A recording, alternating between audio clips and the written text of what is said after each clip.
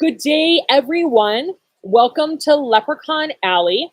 We are on a different location or at a different location right now. I am actually. Michael is at home manning the office, and I am here celebrating my meditation teacher's birthday.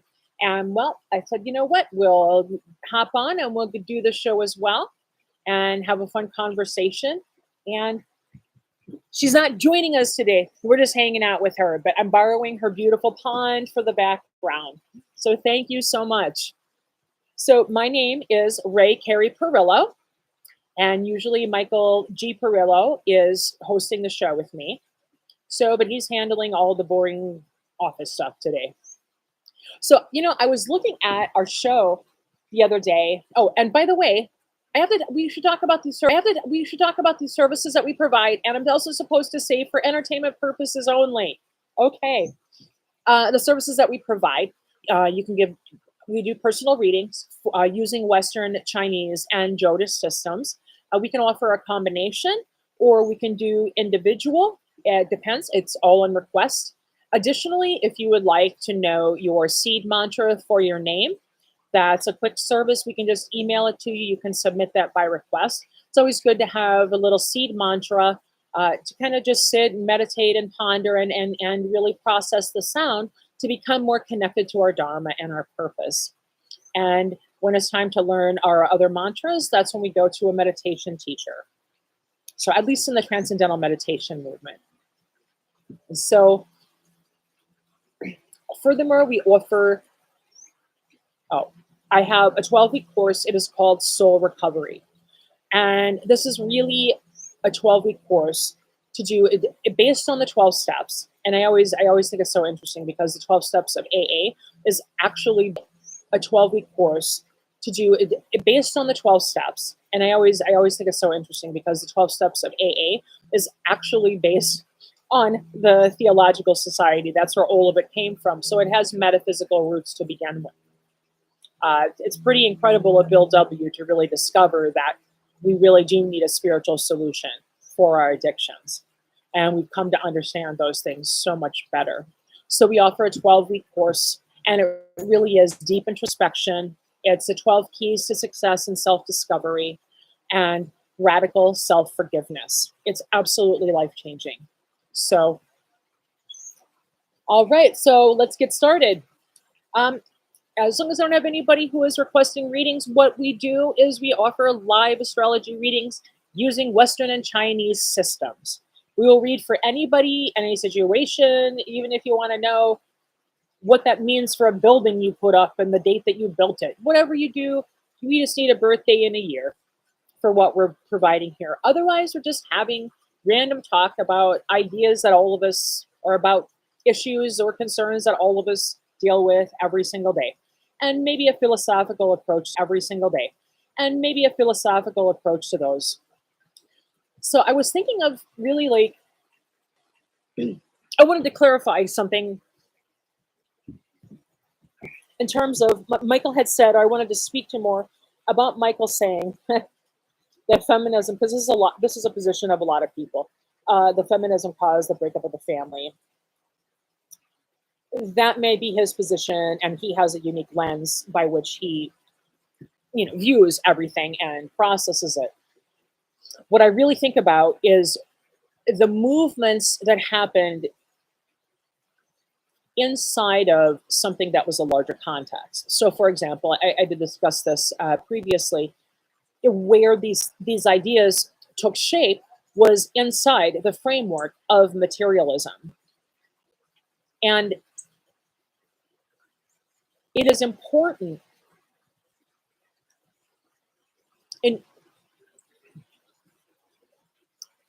in a way. It sounds so strange, right? Because when we think of materialism, we think of really it's the in a way, it sounds so strange, right? Because when we think of materialism, we think of really it's we have structure, we have institutions, we have all of these large megalith organizations that I think of in terms of them really being a representative of feminine principles, feminine ideas.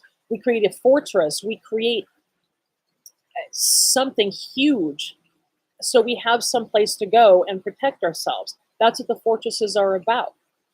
So all of these, all of this material, all of this materiality, and the pursuit of materialism of its own accord is is one of the feminine principles that's out of balance.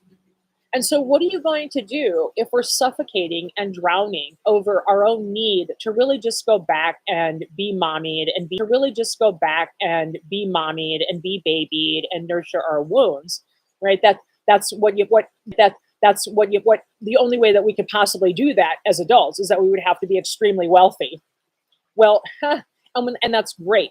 I have nothing. I think wealth is wonderful, but to its own end, the only way that you're really going to be able to break that is that you have to have someone or something bring the masculine principle back, express the masculine principle in the correct way that it should be applied. And so, who do we have? Really, the face of the movement, but there are many people, even before Gloria Steinem, that also represented women advocating for themselves. Even Carrie Nation, everybody thinks of her as, oh, she's a teetotaler and she just wants to rain on everybody's parade and make them miserable and stop them from drinking alcohol and not let anyone have any fun. But the truth of the matter is that what she was really against were destroyed by the temptation of the rampant materialism and everything that goes with it, the alcohol, the drugs, the just absolute abandonment of our own individual responsibilities. It's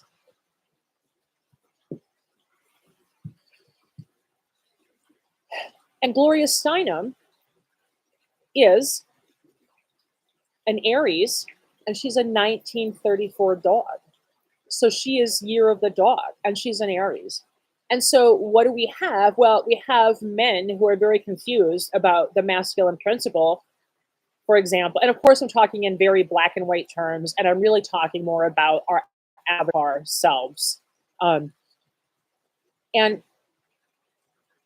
and for some, there's another word for it. It'll come to me, but that, yeah. And so when we're talking about being in balance with our masculine nature, it's when we're hugging somebody. It's masculine nature. It's when we're hugging somebody. It's being a soldier. Um, when we're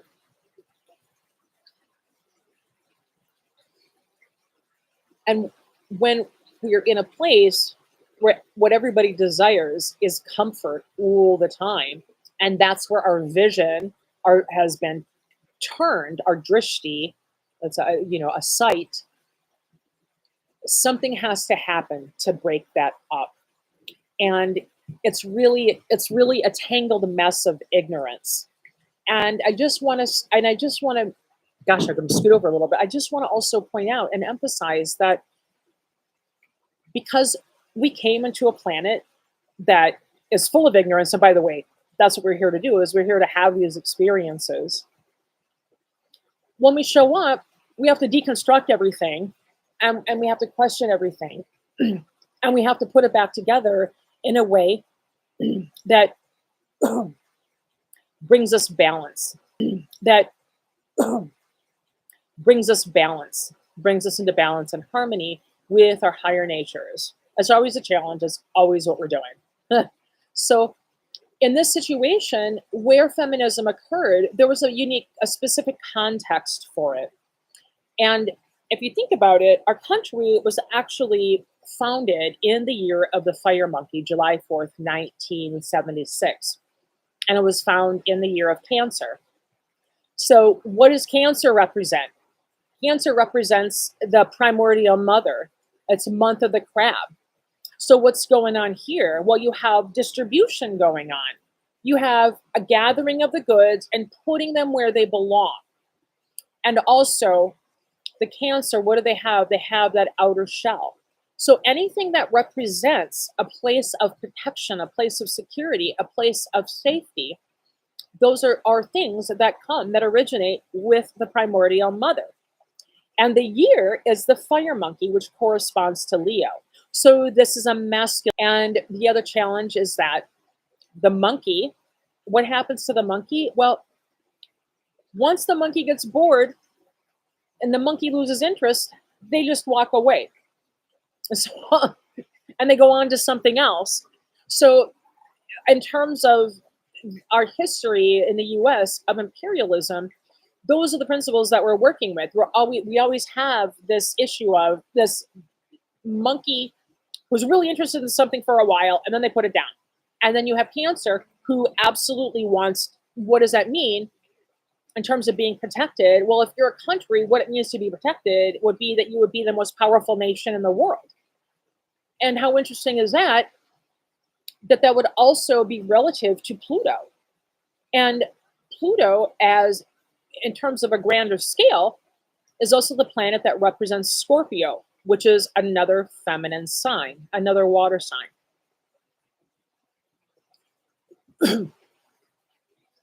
So my point being, Michael has his own way of communicating with, and from a very internal place, it's a response to what his experiences are. At the same time, it's simply a movement. Hi, Mo Runs. Welcome. I'm so glad you made it. So, yeah. Oh, no. Do I have something in my teeth?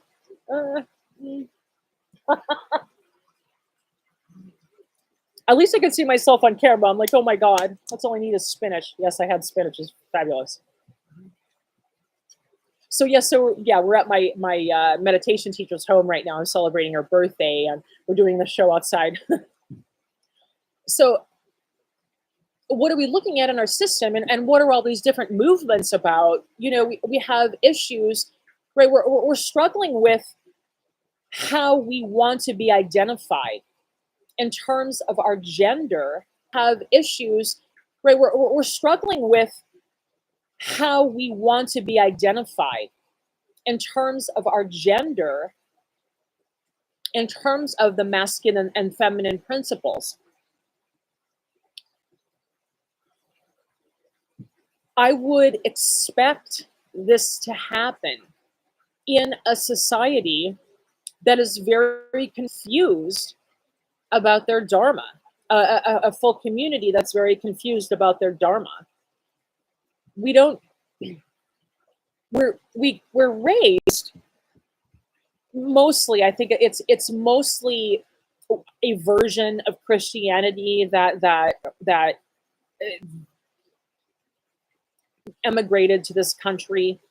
The Puritans and the Quakers, Shakers, a version of that.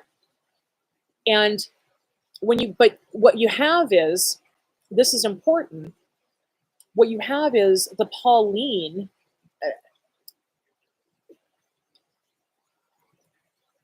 We have in Christianity is it sprang out of the Pauline order, out of Saint Paul, out of Paul.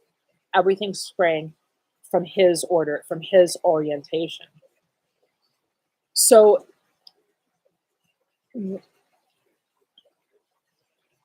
Jesus is really a teacher from a mystery school.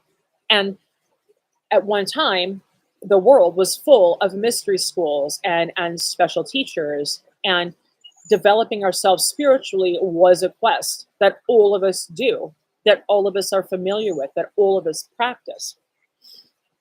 And Jesus was no different. And he had, and of course we have, his teachings to the Essenes, what is it, the Book of Enoch, a lot of secret gospels that were discovered thousands of years later.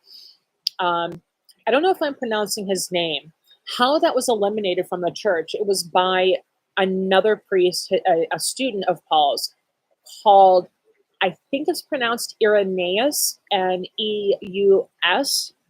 I'm just thinking back to sort of the pentameter of how we pronounce names from when I was in Sunday school. So I'm giving that a shot.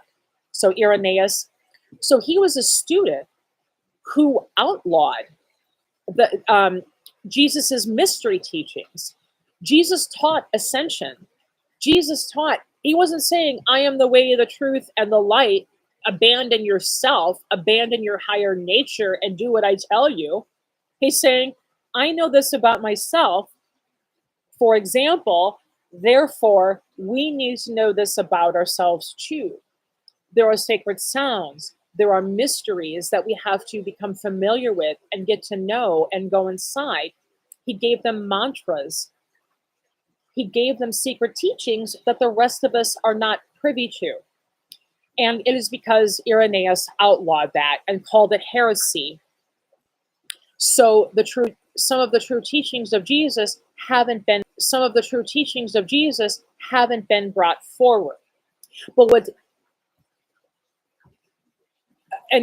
he is unique in terms of, from his mystery school, what did come of it was a whole world religion, a whole world practice.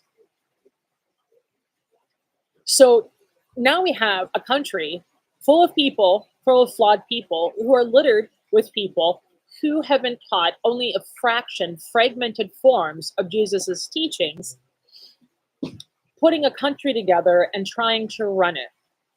And when we don't have answers, right, because a big part of the way that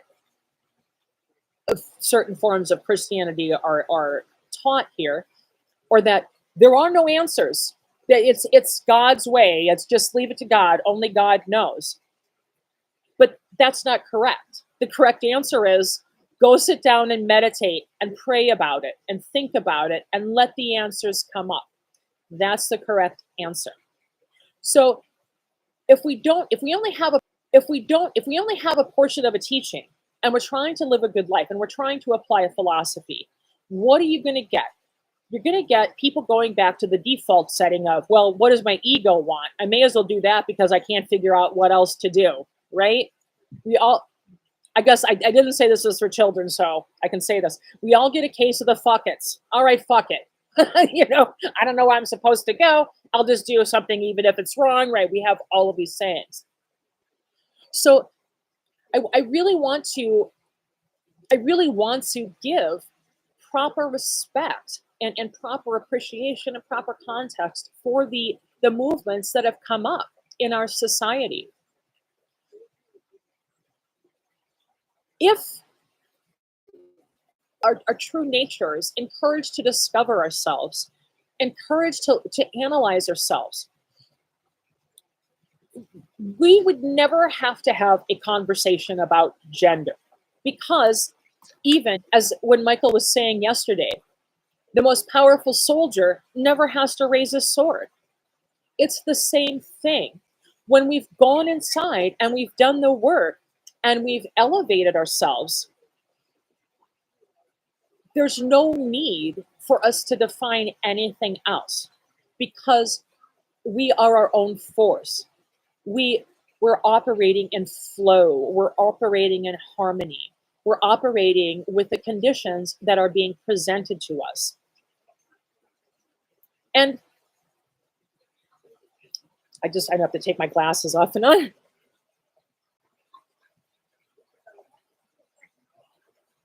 Oh, and Mo, yeah, very interesting. So questioning why the leaders have cherry-picked what we are to learn and what they are hiding from us. Precisely. Exactly. So, so we can all take this back to, what do we have in our society? By default, because people are children, they do things to accidentally hurt people. That happens. That happens. But then when you start using that, when you see that as a means by which to control people, now you're going to have people being very selective about who rules the world, trying to find ways to only give us choices that aren't the choices that we would make, but only give us choices that all are choices that the organization wants us to choose from. And they'll all be fine with them. I would say even, definitely the powers that be, the establishment, for example, they didn't want Bernie Sanders there, and we still don't know what happened in Iowa. We just don't. And that's really always the case. There was something else that had occurred to me as well. Oh, in terms of the fall of empires, I was thinking of that. And we have been in the mindset that whenever there is a fall of a man, it's always because there's some insidious woman behind it.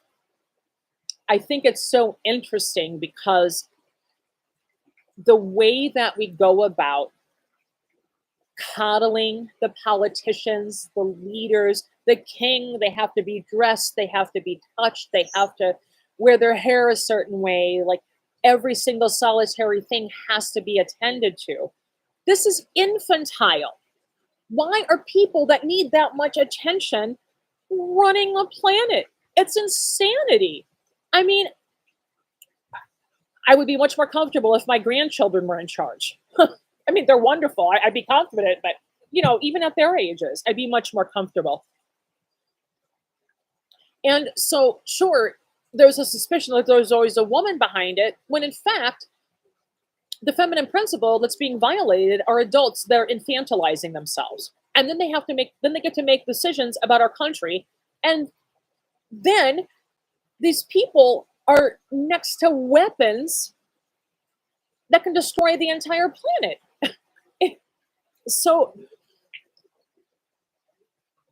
I can freak out about all of this. But at the end of the day, if I meditate and go inside and work on myself,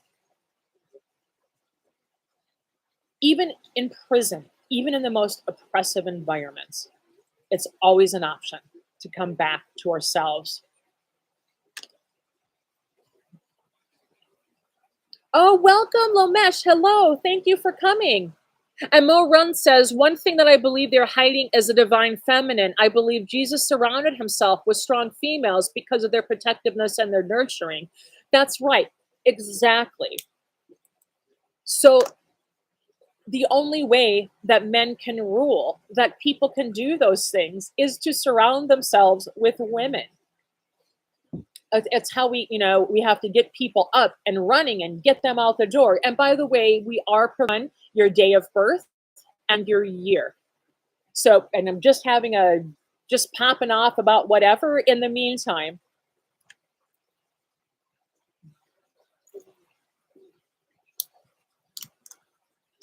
So absolutely, I think it's so interesting, right? When you build these fortresses and you go into these dark rooms and you go into these dark corners, it screams feminine, but they want to slap a masculine label on it. I guess everybody says it's like putting lipstick on a pig, right? So it's sort of like, and all of the nurturing and all of the coddling and all of the fussing and all of that they need now, it's been reframed as they're entitled to it. And the thing, right, because God ordained them, right? Isn't that how? I mean, it's kind of like a frame as they're entitled to it. And the thing, right, because God ordained them, right? Isn't that how? I mean, that's right. When you feed a dog, the dog's like, "Oh, you love me, you love me, you love me. You're God. You feed me, you love me, right?" And when you feed a cat and you give attention to a cat, it's because they're God, right? So yes, so they've been ordained, and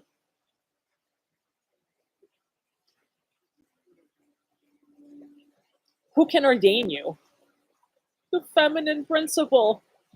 You have to come out of the feminine. You don't show up on the planet without it. So we're trying to pretend that we're very masculine.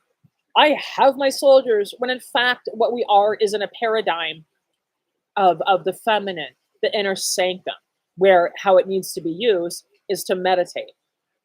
How it needs to be used is for healing, to honor each other, to honor life. So just that by itself, just those little disparities, without even getting into personalities, is all we have to talk about. And boom, you have the shit show we have right now, especially in the public sphere. Michael is not on Twitter. or Facebook. He doesn't engage in any of those things. First of all, he can't see well enough. And well, I would actually say, second of all, he can't see well enough. First of all, he just has no interest. He's from Italy, and he's just always been his own person. He's always walked to the beat of his own drummer. He did not grow up in the American culture as we know it, even in the environment of New York, which I love. Um, you know, he didn't grow up keeping up with the trends or anything else. Very different state, very different way of living. And I just always want to keep track of. Oh, thank you, Lomesh. Oh, it's always been my dream to come to India. I'm sure a lot of people probably say that to you. So one day, I'm hoping actually within the next couple of years. I've always said that once I get close, well, I always said that once I get close, when it's time for me, I always say when it's time for me to portal out of here, I really would like to just go to India and disappear. Um, we'll see what happens. I don't know how my kids and grandkids would feel about that. But who knows? Maybe I'll be in a position where we can all go to India at that point. Oh yes, absolutely. The reason for Mo Runs she is talking about how she believes the reason for suppressing the divine feminine is darker than we know. Absolutely. Absolutely. I mean, there are a lot of places that you can go, right? Because what's happening right now is, we're very concerned about the role that AI is going to play in our society. Um, when you take a society and you take a spiritual practice and you put it together in pieces like a Frankenstein spiritual practice, at some point, your Frankenstein spiritual practice, at some point, you're going to be dealing with something that isn't human. At some point, you're going to be dealing with something that has been separated from its own humanity. That's why frequencies are really important. And even, even in terms of when it comes to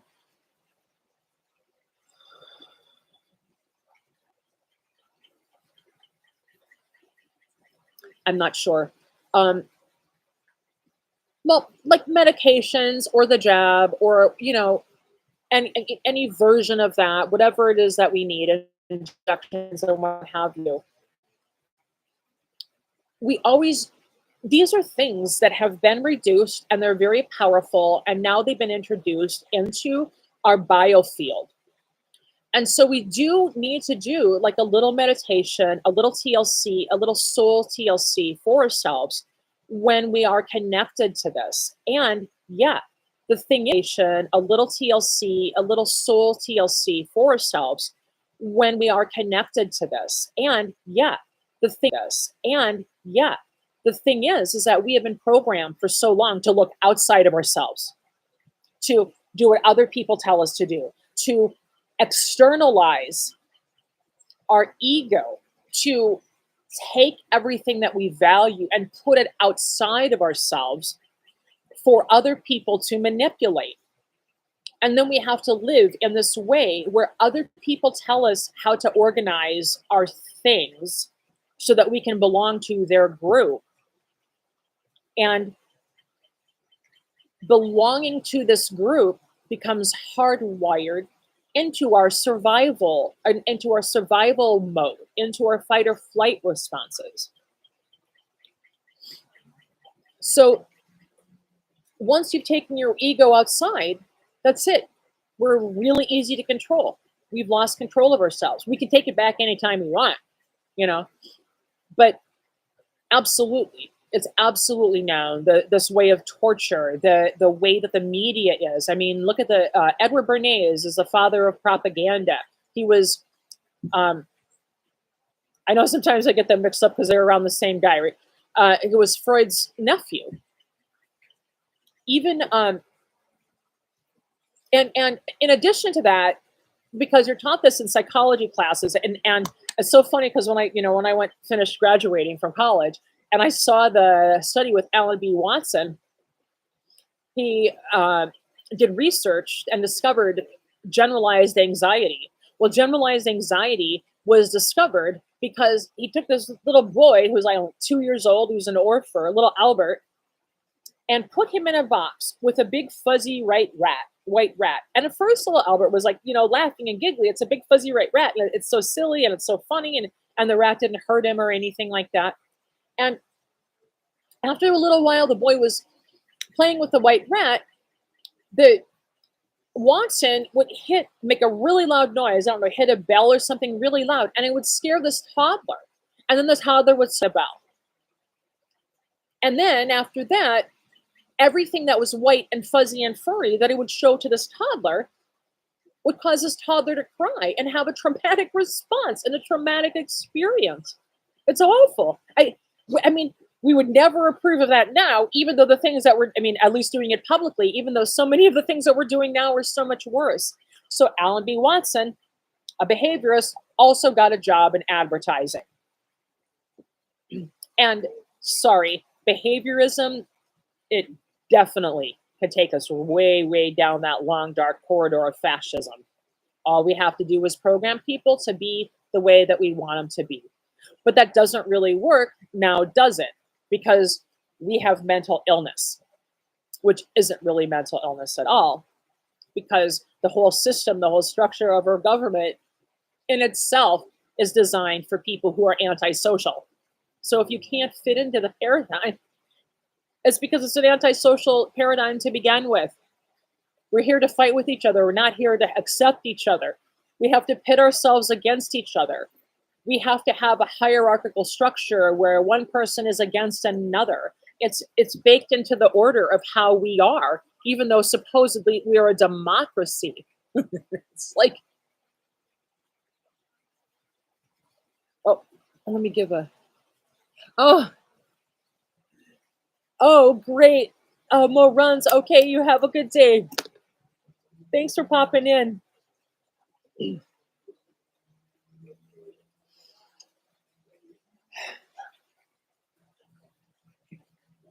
So everybody knows. We have all of this whole trend, right, of like the life coaches and the whole I think we understand now toxic positivity, how to win friends and influence people. All of now toxic positivity, how to win friends and influence people. All of positivity, how to win friends and influence people. All of that fun stuff. It's this philosophy that you constantly that you have to constantly be gaming somebody. You constantly have to always bring the attention to you, always bring the focus to you, even though it sounds nice and fluffy and great, like how to get rich, how to blah blah blah. If you have a system that you have to attend to that endlessly demands that you're drawing attention to yourself, that you're bringing focus to yourself to promote yourself, if this is where our minds are going,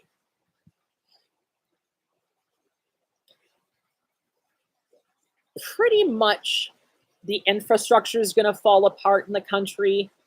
Social networks are going to fall apart. Our self-esteem is going to go down. We're gonna struggle with understanding and knowing who we are. We may end up in jail. We may end up homeless.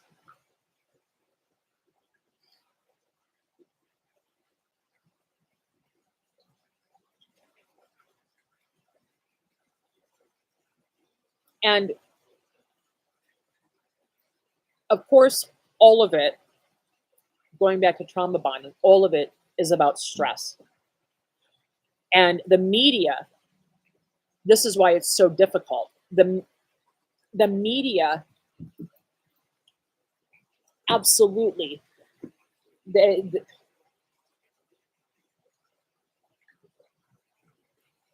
definitely present for maximum effect.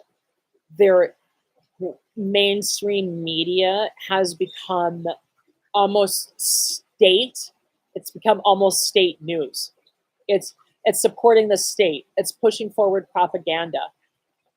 Not to say that bad things aren't happening. It impairs you from moving forward. It impairs you in terms of, well, maybe I want to talk to some people. Maybe there's something else that I can do. Maybe there's another way for me to organize around that. Maybe they can only take it this far, and maybe I want to do this. And well, what the government did learn from the 60s is that they're going to have to step up their game, because we had Martin Luther King. We had, geez, what's wrong with me? Oh, the names are coming. I mean, this does happen, right? Why can't I think of it? The founder of the Black Panthers,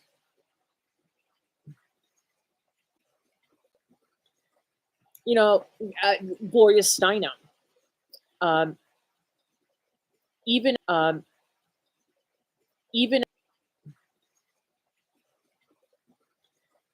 you know, Gloria Steinem.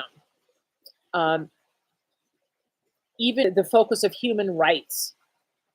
That's also right. That's also in our public sphere, our public debate and conversation.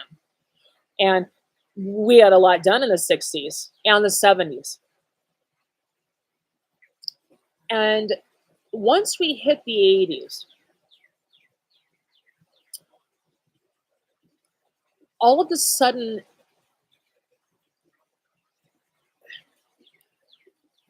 jobs were disappearing, manufacturing had been sent overseas. And by the way, a big part of what is going on with white guys. Now, I'm not a man, but I can speak. I don't mind talking about white people a little bit. They first started shipping off the most expensive, the white collar jobs, which white men primarily filled, overseas.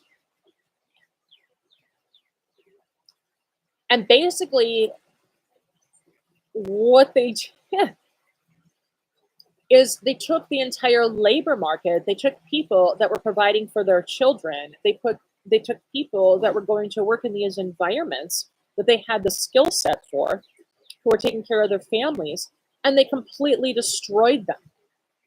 And then they started pretending that the reason that they couldn't find work is because illegal immigrants were taking their jobs. I don't know about you,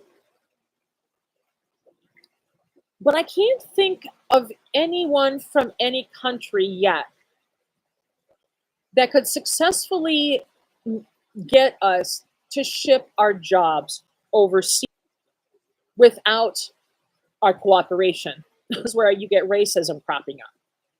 This is where, oh, they're taking your jobs. Oh, they get special treatment. Oh, they get in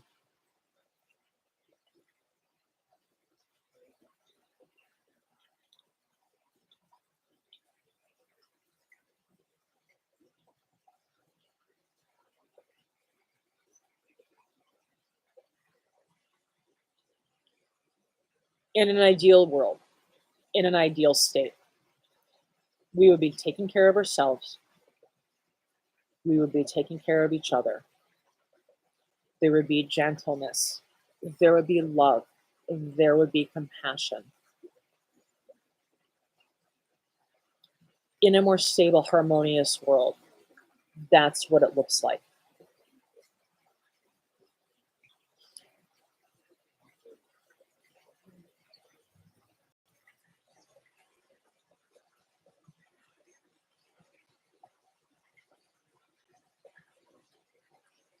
That corporations chose to move the manufacturing overseas is a reflection of what they value.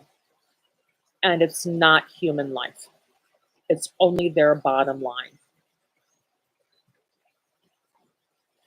The entire idea that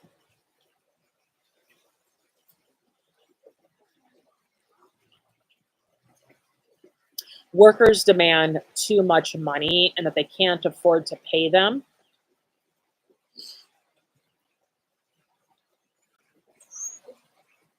is really hidden by all of the other,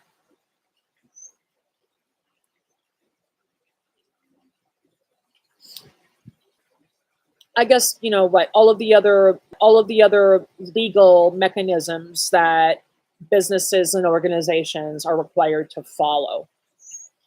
The last people to take into account after they have to jump through all of those loopholes. And it's good, right? We do want the safety. We do want to be careful. But by the end of the day, once they do end up jumping through those legal loopholes, the people that end up missing out are the workers. And because the workers are the only ones that have the only issue that haven't been dealt with yet, and they're already really annoyed by all of the other loops that hoops that you have to jump through, you get to the worker, and they're not really giving their best selves to the worker. And pretty soon, in that sphere, the labor force, the worker, they're a source of contempt, not a source of value, even though they need them to be able to, whatever it is, make money, however they make it. So when you get back to the job loss and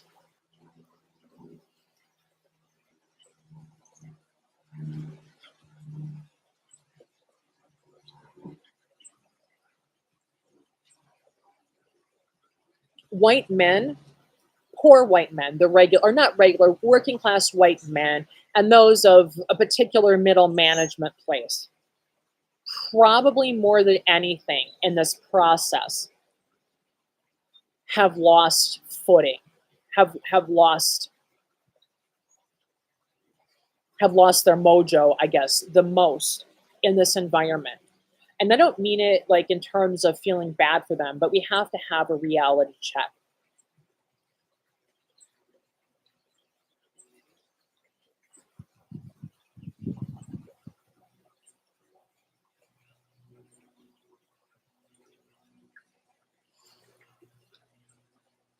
I've always thought it was weird and that because men do have a responsibility to take care of their children, I would never let them.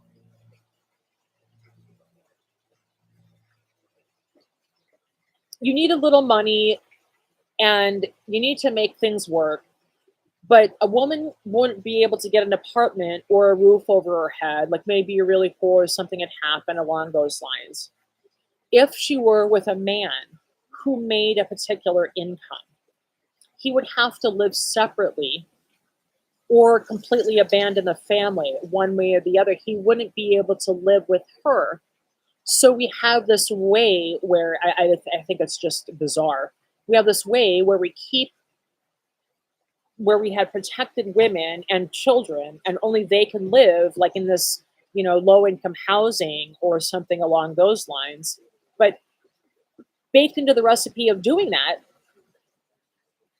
it removes the way that people communicate with each other. And I'm not saying we should get rid of it. I'm saying that the standards that we use to offer support to people from our country, from our society, they're designed to destroy the family.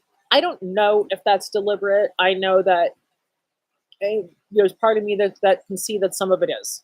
Yeah. But I wouldn't say that that's all of it. I'd say they took advantage of it and milked it. So I could never understand why, if an income wasn't enough to keep a roof over our families' heads, and right, and now we notice even too, like families where both of the people were working two jobs, someone who's living in low income housing still has a nicer place. Again, that's fine. I think that we need those. Again, that's fine. I think that we need those programs, absolutely. But it makes no sense to me to break up the family. It makes no sense to me to not have what we determine is need based is not reflective of what the society demands from us. It's always falling short.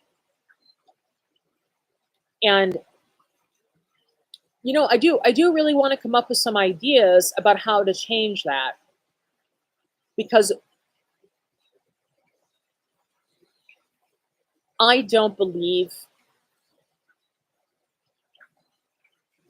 I don't believe that we want it to be that way. I don't believe that the majority of us want things to look that way. I think that we see things.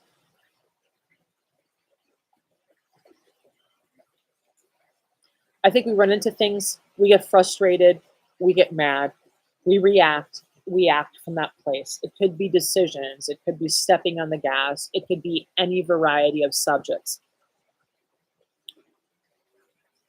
Like when I was 19 years old, I definitely had so much more rage. I was so much more opinionated, and there was a lot missing. There was a lot in my opinions at the time that were not particularly nuanced.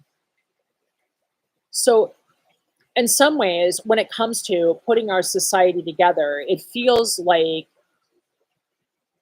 a 15-year-old a 15-year-old boy organized it, who was like, cool, all of our friends could hang out. Um, and there's a lot of right, there's a lot of fallout going all the way back to,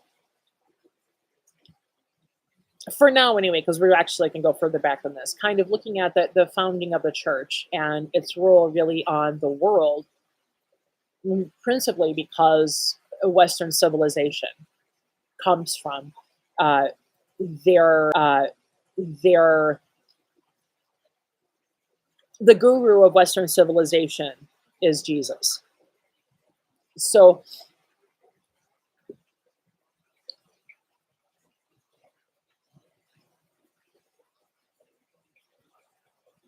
mm, so when we built when we built a structure, when we built a church, when we built a practice, an organization of people that practice his teachings and his principles, once we start leaving parts and pieces out, what happens is we have a society of retrofitting, which is, for example, there's a lot of stuff, right? There's a lot of stuff like cars and vehicles and things like that that we can't find parts for right now. So we might have to go to a welder and have him retrofit those parts to the engine, some version of that, for example. Or whenever you have to manufacture some piece to fit someplace of something that already exists, that would be retrofitting. So we have the system where of retrofitting that we operate out of. And for some people, it works just fine, right? The people that have somehow mastered that system, or have transcended it economically, let's say. And and then of course you have people like me who are going to church and listening to all of the teachings of Christ and Christ consciousness, and I'm looking around me and I see people who are unkind, who mistreat children, who are racist. And I mean like people that really are. I'm not talking about people that are stupid or people that mean well or people that just can't figure it out. I'm talking about people that really are. Figure out what the difference is between what they're hearing and what I'm hearing when I'm going to the same church. So yeah, and so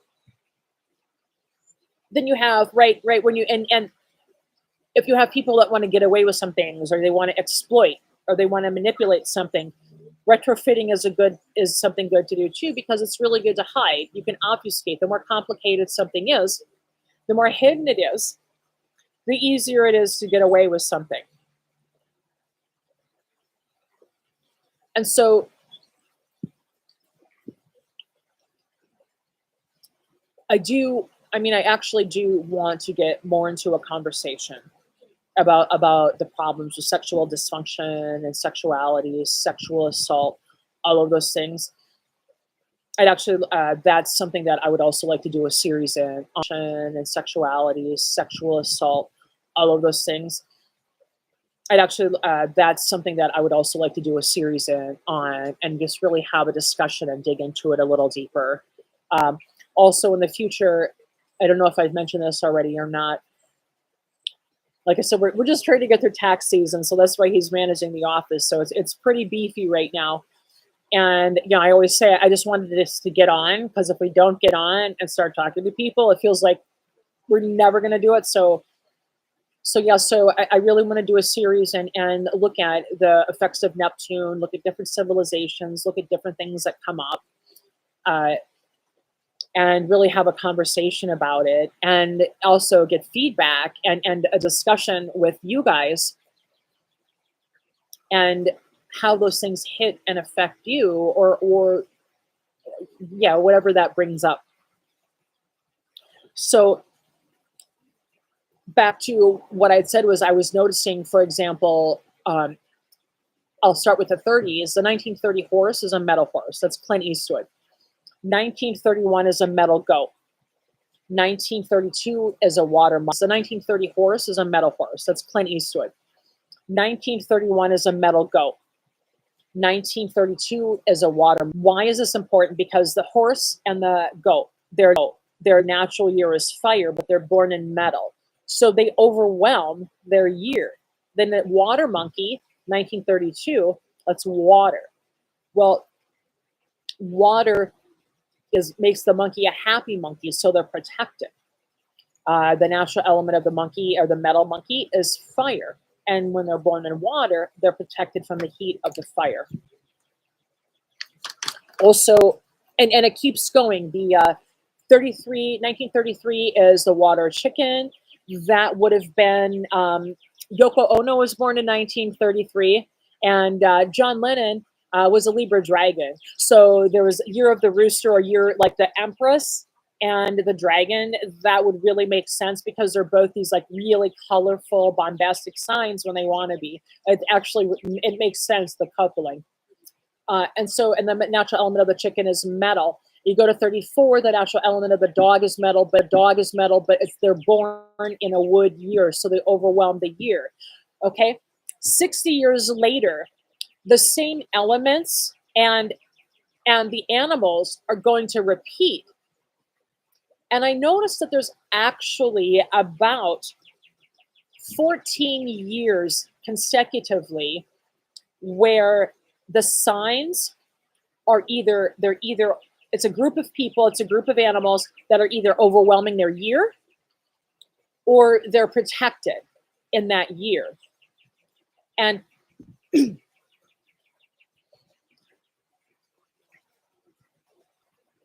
those 14 signs, and I kind of backed into this, and this is something I'm going to do a little more research, but those 14 signs are also indicators of the movement of Neptune.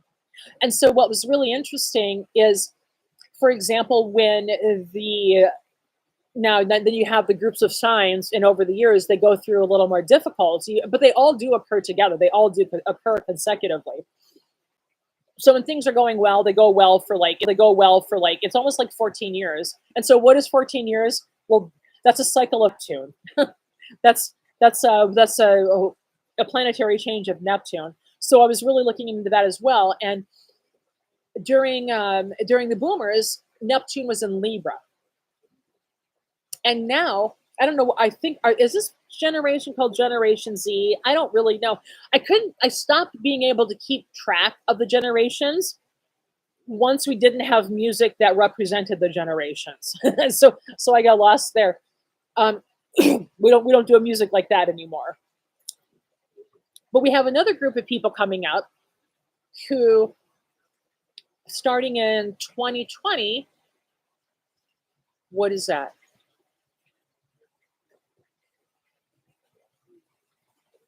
No, before this group. So 60 years after, we're going to start with 1940. So 60 years after 1940 is 2010. So what do you have? I'm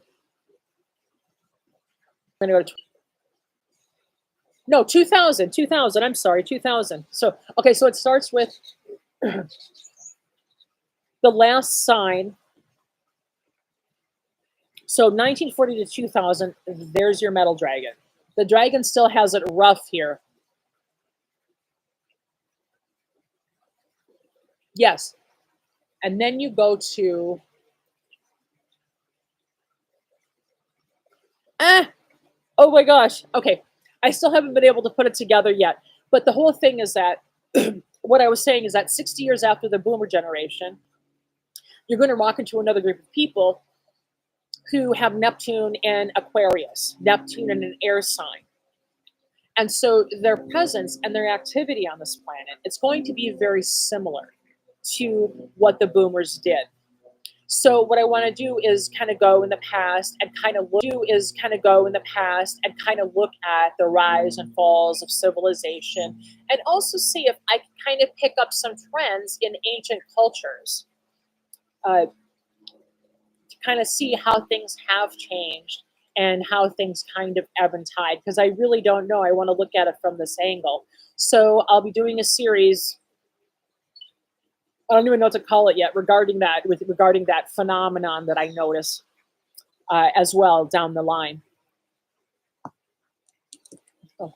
But we are getting to the top of the hour. So what I also want to do is just make some recommendations of, oh, by the way, a really good book. When Michael was talking the other day, I forgot to mention it. A really good book for you to read. I'm going to go right into my recommendations. Peaceful Warrior is incredible. So I have a really dear friend. I got it for him in Spanish, and he read it immediately. He was so touched by it.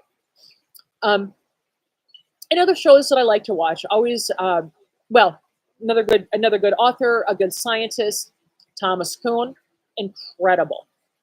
These are the kind of events too where you can see people that are discussing how systems are built on top of other systems, and there's always some compensation, and sometimes you sort of lose the original purpose of all of that. So he's he's a dog. He has a cancer dog, 1922.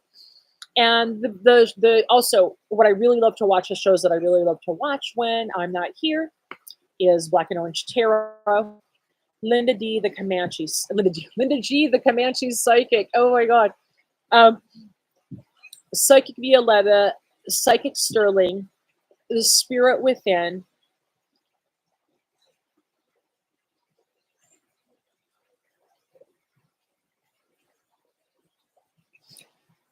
Oh my goodness, it's she does. I forgot. It's something Champagne. She's fantastic. Also, Joni Patry is a Vedic astrologer as well. Very talented. She's really been so helpful. Statistical analysis on some phenomena and some events. Her name is Claire Nakti. ClaireNakti. She has some very interesting takes as well. And I hope I didn't miss anybody else, and my apologies, but hopefully you'll have plenty to think about and plenty to do until Monday. So until Monday, all of our love and travel light.